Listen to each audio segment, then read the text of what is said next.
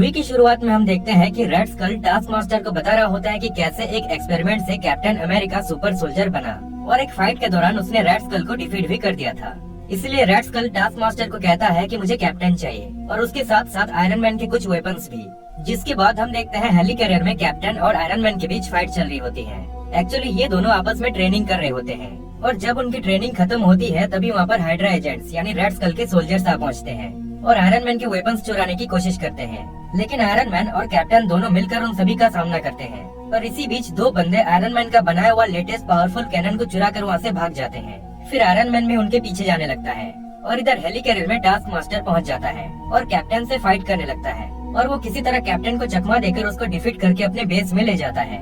वही iron man अपना cannon वापस लेने के लिए उनकी शिप का पीछा कर रहा होता है, लेकिन वो उसमें फेल हो जाता है, इसलिए वापस अपने हेली कैरियर में लौट जाता है। पर वो देखता है कि वहाँ पर कैप्टन गायब था। वही दूसरी ओर टास्क मास्टर कैप्टन को लेकर अपने बेस में पहुँचता है। यहाँ हम देखते हैं कि उसने आयरन मैन का एक आर्मर भी चुरा लिया था, पर वो उसको यूज नहीं कर पाता क्योंकि उसमें आयरन मैन ने लॉक लगा रखा था। एक्चुअली वो उस आर्मर की मदद से रेड स्कल को डिफीट करके हाइड्रा का नया लीडर बनना चाहता था। फिर वहाँ रेड स्कल भी पहुँच जाता है और वो कैप्टन की बॉडी से उसका ब्लड सैंपल निकाल लेता है। एक्चुअली वो कैप्टन के ब्लड में मौजूद सुपर सोल्जर सीरम का यूज करके अपनी खुद की आर्मी बनाना चाहता था ताकि वो पूरी दुनिया पर राज कर सके। और वो कैप्टन के ब्रेन से उसके सारे फाइटिंग स्किल्स को भी कॉपी करके अपने सोल्जर्स में डालना चाहता था। फिर वो कैप्टन का ब्रेन वॉश भी कर देता है।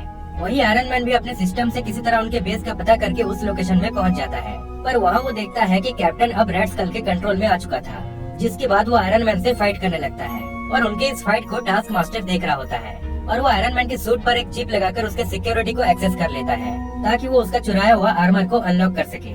फिर हम देखते हैं आयरन मैन किसी तरह कैप्टन को होश में ले आता है। फिर वो दोनों फाइट की एक्टिंग करने लगते हैं और कैप्टन आयरन मैन को डिफीट कर देता है ताकि टास्क मास्टर को ऐसा लगे कि कैप्टन अभी भी उनके कंट्रोल में है। फिर जब वो कैप्टन के पास आता है तो बातों बातों में वो उसे रेड स्कल का लोकेशन बता देता है जहाँ वो अपने सोल्जर्स को तैयार कर रहा था। जिसके बाद कैप्टन और आयरन मैन उस पर अटैक करके उसको कैद कर लेते हैं और रेड स्कल के लोकेशन की ओर निकल जाते हैं। लेकिन टास्क मास्टर बहुत चालाक था।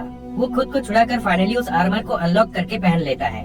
वही वो दोनों जब उस लोकेशन में पहुंचते हैं तो वो देखते हैं कि वहाँ पर कैप्टन का ब्लड और उसके शील्ड को कॉपी करके बहुत सारे सुपर सोल्जर्स और शील्ड्स तैयार किए जा रहे थे और आयरन मैन का कैनन को भी कॉपी करके वो लोग बहुत सारे वेपन्स बना रहे थे। फिर वो दोनों उन सभी लोगों से फाइट करके उनके सारे मशीन्स को डिस्ट्रॉय कर देते हैं। तभी वहाँ पर रेड स्कल आकर उन दोनों पर शूट करने लगता है। फिर वहाँ पर टास्क मास्टर भी उस आर्मर को पहन कर आ जाता है। अब जैसे कि वो हाइड्रा का नया लीडर बनना चाहता था, इसलिए वो रेड स्कल को मारने की कोशिश करता है, लेकिन वो चाहकर भी उस पर अटैक नहीं कर पाता क्योंकि रेड स्कल ने ही उसको खुद प्रोग्राम किया था कि वो आयरन मैन के उस आर्मर को चुरा कर लाए। अब टास्क मास्टर के पास और कोई ऑप्शन नहीं था, इसलिए वो रेड स्कल का ऑर्डर मानकर कैप्टन और आयरन मैन पर अटैक करता है। पर अब हम देखते हैं कि रेड स्कल ने ऑलरेडी अपने बहुत सारे सुपर सोल्जर्स को तैयार कर लिया था, जिनके साथ अब आयरन मैन और कैप्टन फाइट करने लगते हैं। पर वो इतने सारे होते हैं कि वो दोनों उनके आगे टिक नहीं पाते। वो सभी उनको घेर लेते हैं। तभी वहाँ पर हल्क की एंट्री होती है और वो अकेले ही उन सबसे फाइट करने लगता है। फिर कैप्टन भी रेड स्कल का पीछा करता है और आयरन मैन टास्क मास्टर से फाइट करता है।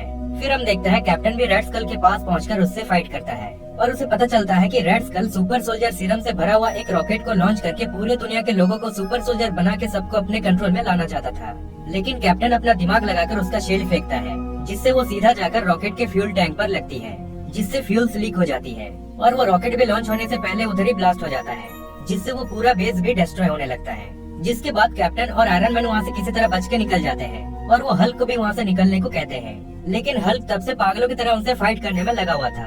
वो इतने सारे थे कि खत्म होने का नाम ही नहीं ले रहे थे। अब तो वो खुद भी थक चुका था। वही हम देखते हैं आयरन मैन के सूट में कुछ खराबी आ जाती है, जिससे वो दोनों बहुत ऊंचाई से नीचे गिरने लगते हैं। लेकिन तभी हल्क आकर उन दोनों को कैच करके बचा लेता है। फिर हम देखते हैं रेड स्कल और टास्क मास्टर भी किसी तरह बच गए थे, लेकिन शील्ड के एजेंट्स आकर उनको पकड़ लेते हैं। वही हेली कैरियर में आयरन मैन कैप्टन को एक नया आर्मर देता है, जिसके बाद वो हल्क के साथ मिलकर दोबारा अपना ट्रेनिंग स्टार्ट करते हैं। फिर ट्रेनिंग खत्म होने के बाद हल्क कहता है कि मुझे भूख लगी है, जिसके बाद वो तीनों खाना खाने निकल जाते हैं और इसी तरह ये मूवी यहीं पर एंड हो जाती है।